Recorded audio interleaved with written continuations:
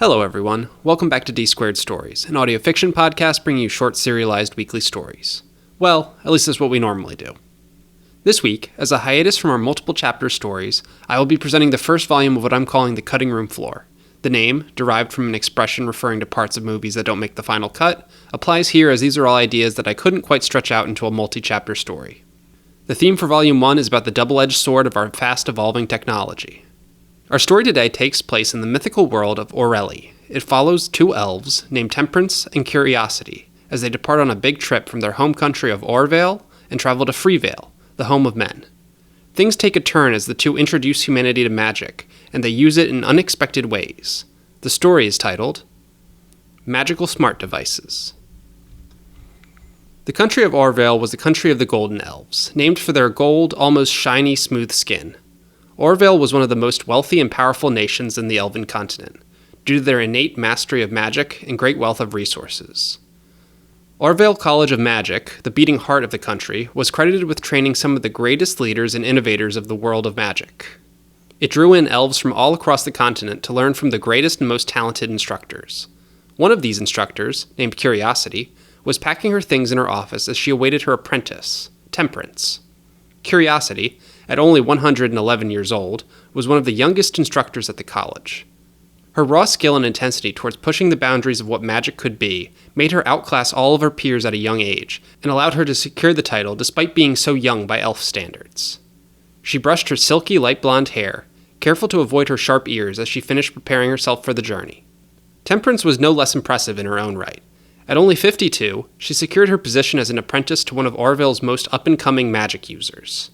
For other residents of Aurvale, this might have raised no eyebrows, as that is a perfectly reasonable age for a golden elf to become an apprentice.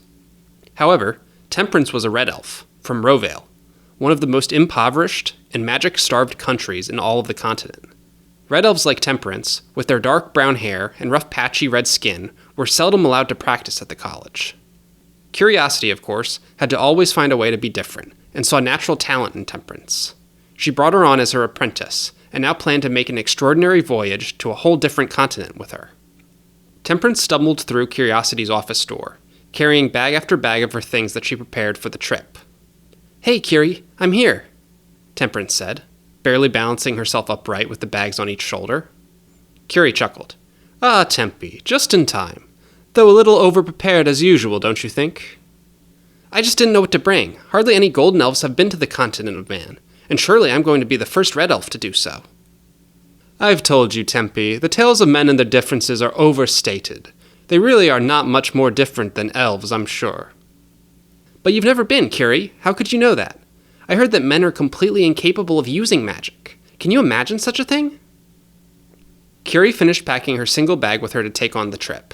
She shook her head at her disciple as she started walking ahead of her and out of the college building and over towards the docks a few blocks away from the college. Tempe heavily exerted herself to keep up with her master. "Overstated tall tales, Tempe," she said. "Before you came along, people around Aurvale used to say that red elves had no magic to them, and look how wrong we've proven that to be."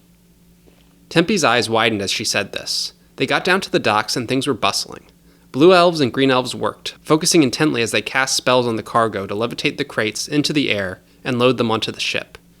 A single golden elf foreman oversaw the crew and nodded encouragingly at them, each of them wiping their brow as it took great effort to use their magic.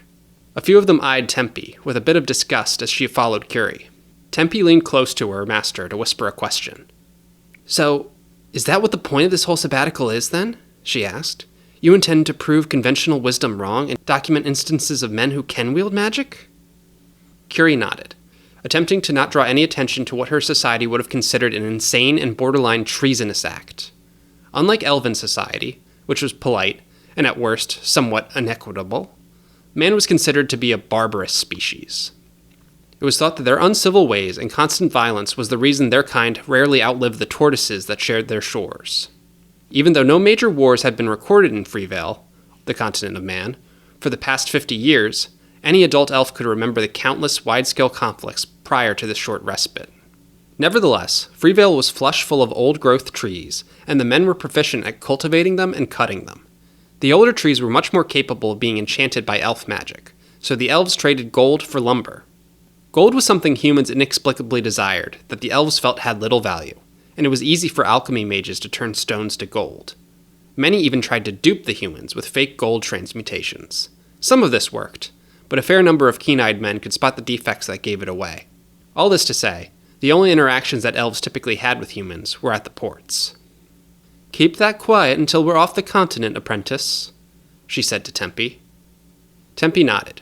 The ship got fully loaded up with all their equipment as the two sat patiently waiting for it to set sail. As they did so, a blue elf came by to take note of all the inventory to see that everything was accounted for. He paused when he saw Tempe sitting next to the renowned prodigy. He scoffed a little. "Feel comfy in that seat, lesser elf," he said. "I had dreams of being a wizard, but I guess being average at magic only counts if your kind isn't good at it." Tempe pouted. She looked to stir inside as she thought about lashing out. Curie simply waved her hand in the air in his direction. She mimed grabbing something like a zipper and pulling it up. Suddenly the blue elf was temporarily unable to open his lips. He grabbed at his face before running down and off the ship. "Pay him no mind, Tempe," she said. "Some people claim to want a meritocracy and get upset with the results it yields." The apprentice nodded, doing her best to hide the hurt she still felt. The ship took off, and with the wind mages at the sails, it took just under 2 days to travel the calm seas towards Freevale.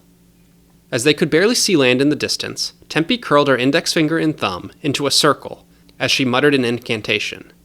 The telescopic spell allowed her to see the bustling port in the distance. Men stacked up log after log of wood alongside the dock, having it prepared to load onto the ship. She noticed some onlookers, people who had come just to gawk at the elves. The human buildings in the distance looked so rustic compared to what she knew. While all Aurvale houses were enchanted to stay in the exact shape they were for the next 100 years, these human homes reminded her of Aurvale, where the wood started to rot and decay over time. She noted that the men were far better at the craft of building than her red elf kin were. Curie politely clapped at this creative spell she could see her disciple using. They got off the ship before the humans quickly got on and started to exchange the crates of gold for wood. Tempe noticed there was almost one man overseeing the work for every 5 men or so doing it. They kept a close eye on them, making sure none of them took anything from the crate. The workers seemed to scowl at the men closely watching them. As they got off, they saw a woman with curly brown hair waving at them from a nearby corner. The 2 elves walked towards her as the other humans stared in awe as they set foot on their continent. The woman put her hands on her hips. "Well then," she said, "Curiosity and her apprentice Temperance. After all this corresponding with you, it's good to be able to see you face to face." "Corresponding?" Tempe asked. "My apologies. This is Savannah. I have been writing in secret to her and her husband George," Curie said. "Please, Savannah, you can call us Curie and Tempe." Savannah smiled warmly at the 2 of them. She seemed not to be fazed that Curie had shared none of this with her apprentice. Tempe felt a bit blindsided and confused by all of this. She was originally told this was an expedition to study the trees and wildlife, to seek better ways of enchanting, though she had known that could not have been the full story. After Curie said it was to study men, she thought maybe she had gotten word of men who can do enchanting. To have been corresponding for so long directly with humans was unheard of, and she had no idea what she was in for now. While they were introducing themselves, a skirmish seemed to break out near the docks. "This is a Philadelphian! Look at his hair beneath his shawl!" a man yelled. Curie and Tempe turned their eyes to see a man who had pulled a head covering off the top of another man. He had his hair styled in such a way that it was short down the middle and sides, but 2 large swaths of hair stuck out from the side when uncovered, almost like the wings of an eagle. The others from the dock stopped what they were doing and came over to him. A handful of supervisors got in between them and the Philadelphian. "He doesn't belong here," another yelled. "Atlanta should belong to Atlantans. Our jobs should be for us and us alone." "Oh my," Savannah said. "We'll want to get out of here right away before this gets too ugly."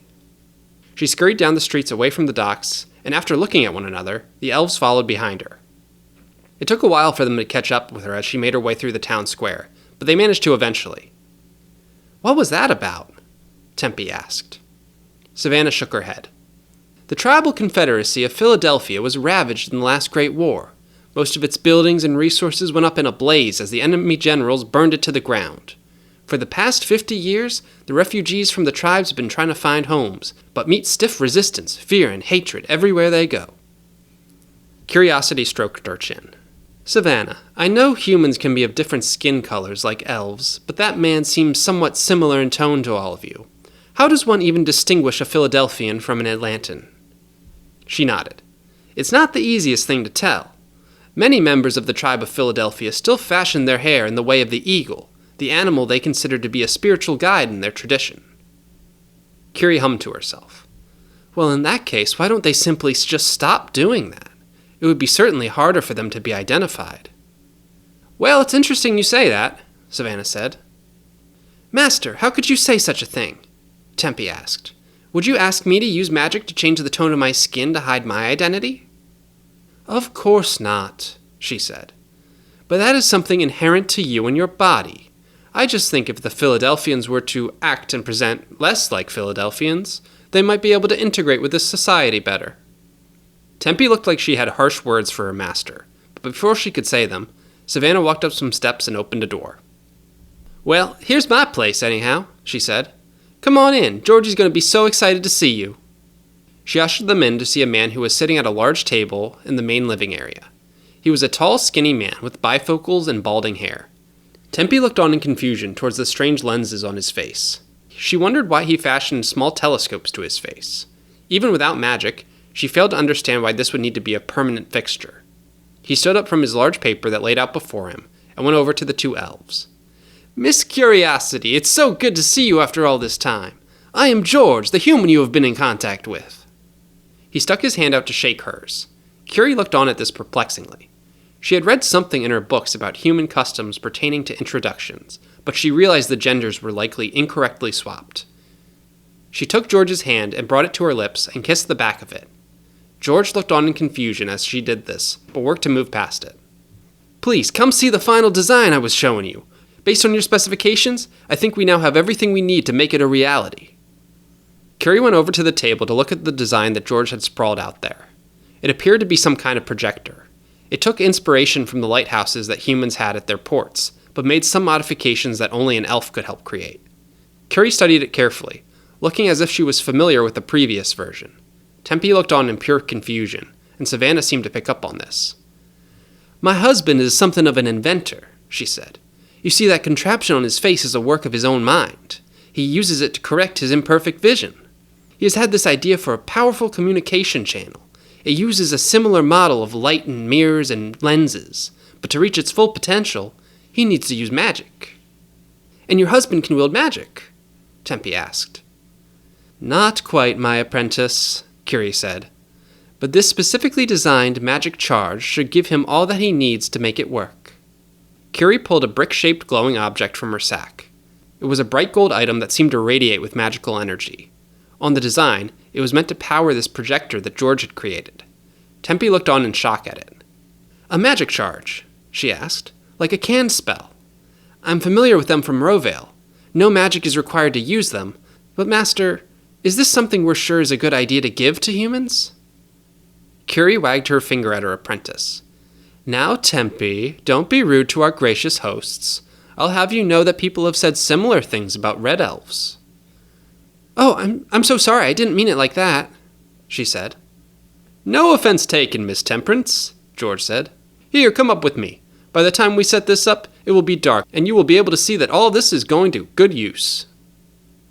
The four of them went up to the roof of George and Savannah's house. The large projector shown on the diagram was set up there.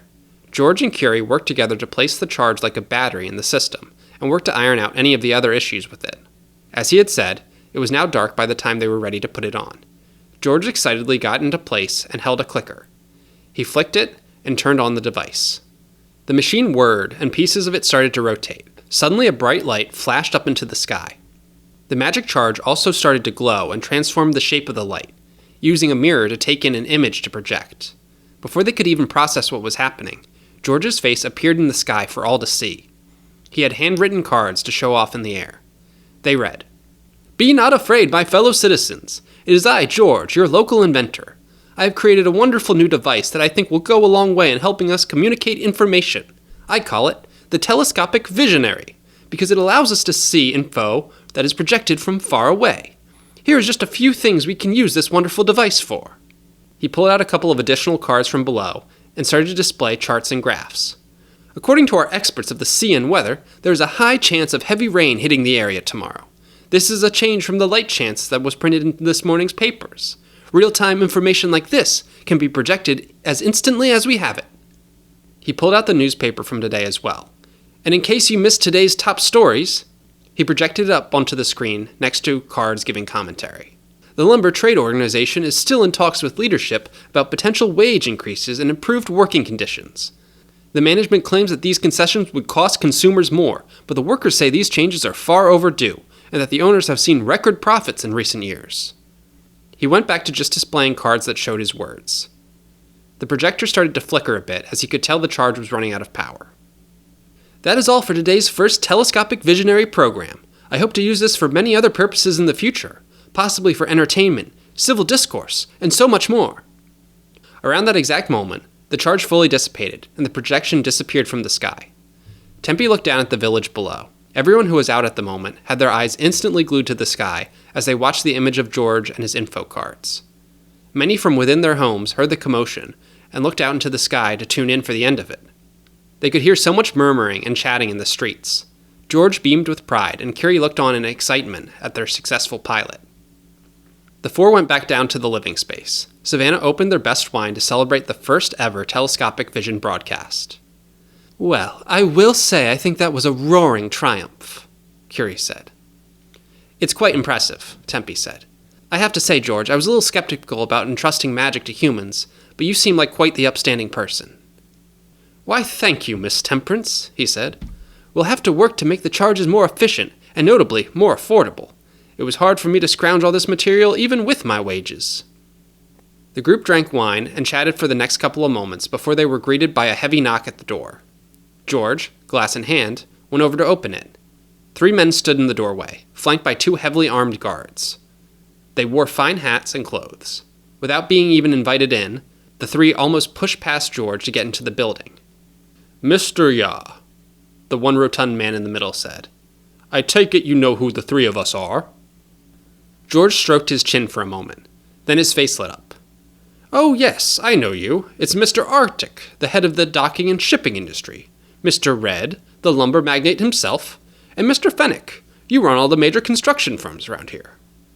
Curie and Tempe exchanged quiet looks, not understanding the human business customs and what made George address these men with such reverence. "What are 3 of the most powerful and wealthy men doing in our humble abode?" Savannah asked. Her tone was a bit sharp and defensive. Mr. Arctic, the one who originally spoke, just laughed it off. "We thought that was quite a show you put on just now," he said. "That is one crafty invention you have there. What would you say about putting one together for us? And make it last a little longer, too." "Hold on now," Tempe said. "We just developed this, and we don't want just anyone to be broadcasting. How do we know what you're saying will be true?" Mr. Arctic just smiled a bit at the elf. He looked on at her curiously, never having seen one in person before. He could hardly take a moment to respond before his colleague, Mr. Red, pulled out a purchase order and showed it to George. The inventor's jaw almost dropped to the floor upon seeing how much gold they were offering for him to create such a contraption for them. "As you can see, we are willing to offer quite a hefty load of coin if you supply us with one of these, and the fuel needed to run it," he said. "I think that should show you just how serious we are." George stared at the contract and looked back at the others. Before they could say anything, Tempe, George, and Savannah could all hear Curie in their heads. "Let's take the deal. You were just saying it costs a lot to develop these technologies. If they are willing to fund it, we can further refine it." George nodded. Tempe, despite looking like she wanted to say something in response, stayed silent. George signed the contract and took them upstairs and gave over the setup to them as they stripped it down. Curie provided a few additional charges for them to get started, with promises of more to come as the week went on. About 5 days had passed since this, and they paid little mind to it outside of Curie continuing to manufacture the charges with George's guidance. George continued to draft newer plans for other products using the magic charges.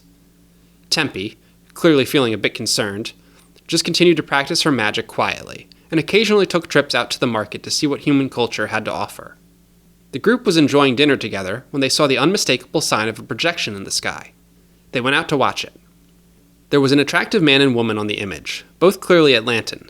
They were joined by cards, which read, "Welcome, one and all, to the first ever broadcast of Vulpes, the only news you can trust. The Lumber Trade Organization continues negotiations with management. We go to our leading expert on lumber industry, Professor Paganda. The projection cut to another man. He smiled widely as the cards displayed his message. Yes, thank you. The Lumber Trade Organization claims that wages are too low, but the reason for this is not management's fault. It's just that there are too many non-Atlantan workers, flooding the borders, willing to do the work for less.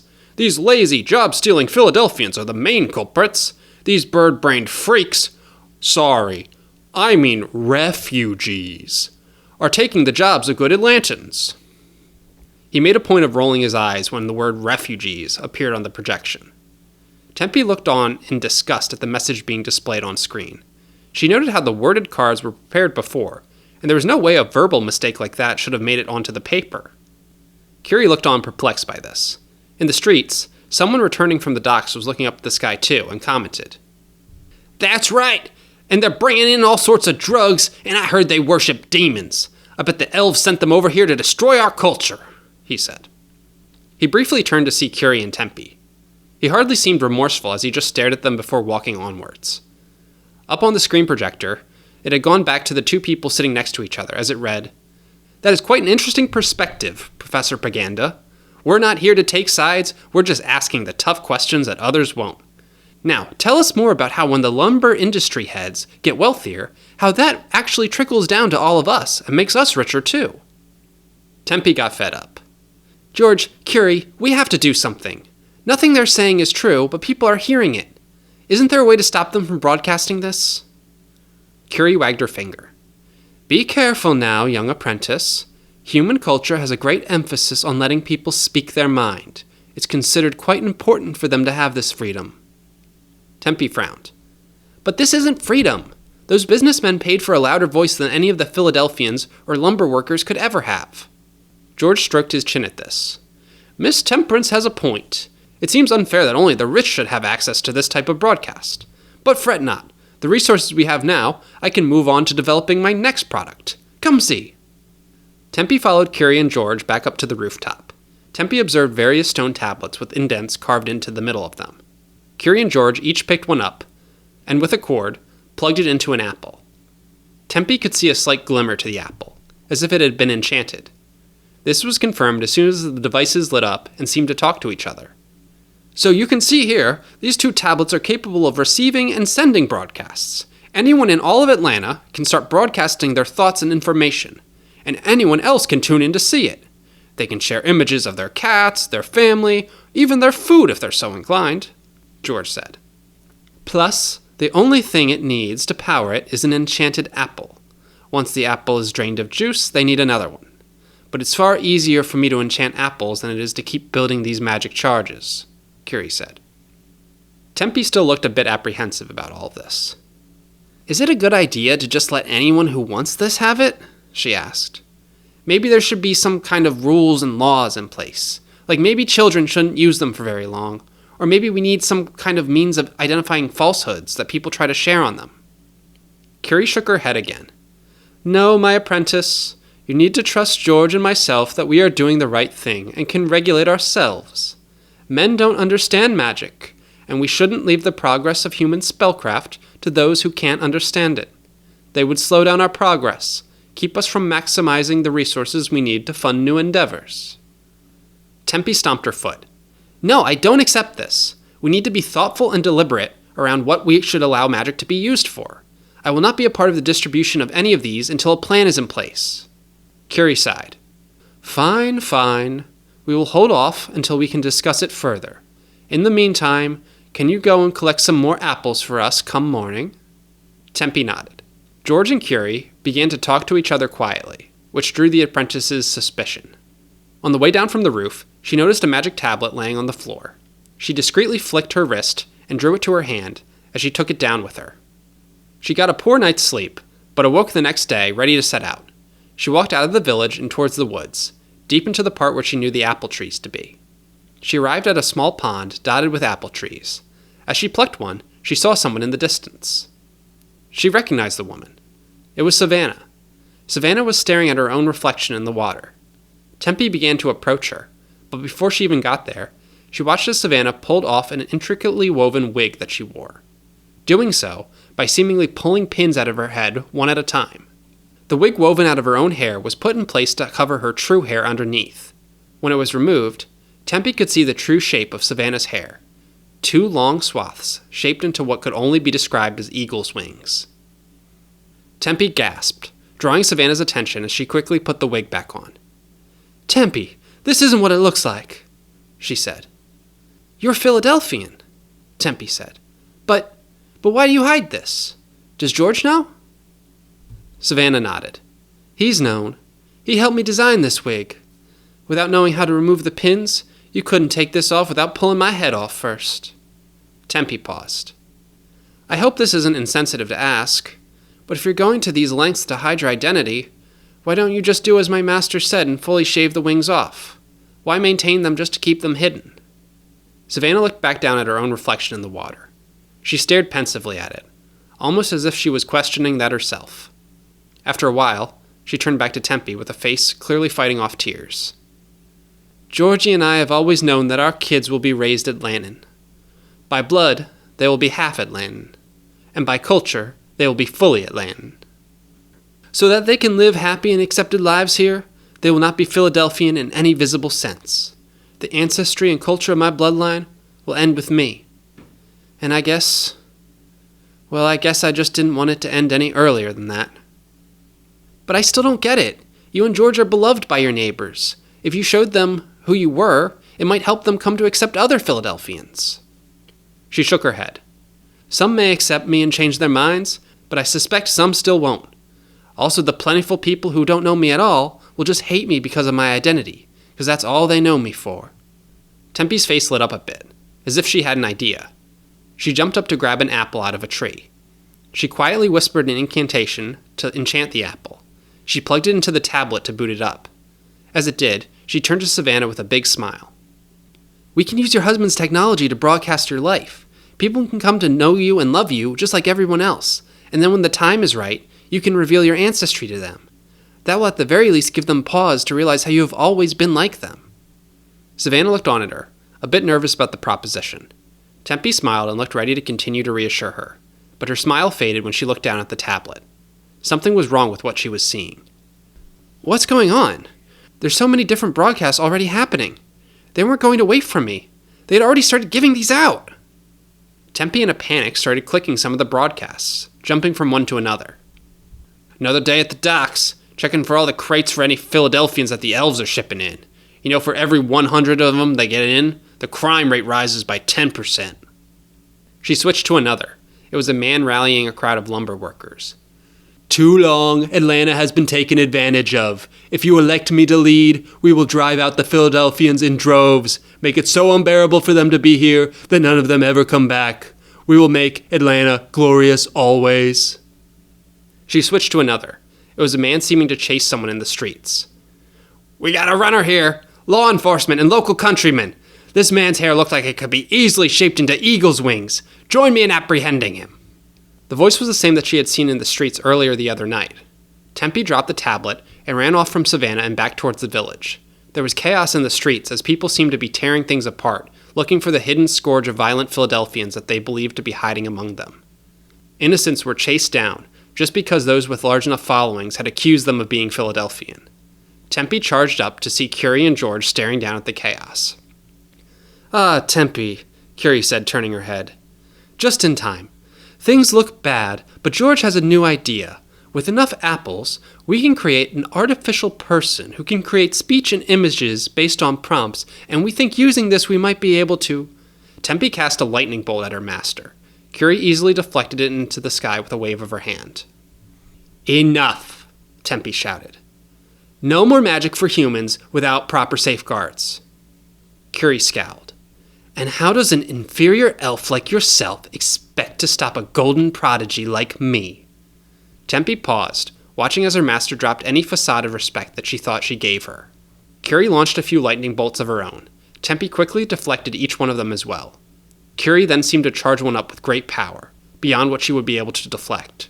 So instead, Tempe just charged at her master, tackling her off the roof of a building and sending them both to the ground below. Tempe struggled to get up.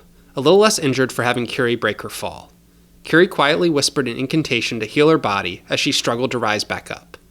Tempe backed up from the skilled wizard. However, before her master could do anything else, the two were surrounded by Atlantans. An arrow shot out towards Curie, who barely managed to cast a magic shield in front of herself. "There's the elves who keep letting Philadelphians into our country." "What? I've done nothing of the sort," Curie said. "Liar! Seize her and we'll use her power for ourselves." The crowd closed in on Curie. She cast bolt after bolt of lightning, incinerating man after man who charged her. But she got clipped by an arrow in her leg, breaking her concentration. Before she knew it, the Atlantans had closed in, binding her arms and sealing her mouth shut to keep her from casting spells. Another circled Tempe, who raised her hands but could hardly bring herself to prepare a spell as the mob inched towards her. Someone ran out in front of them.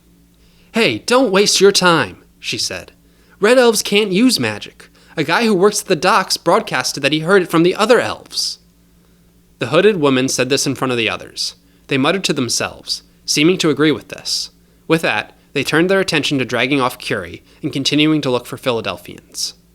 Tempe was already sure of who this was before she turned her face, but was shocked to realize something else.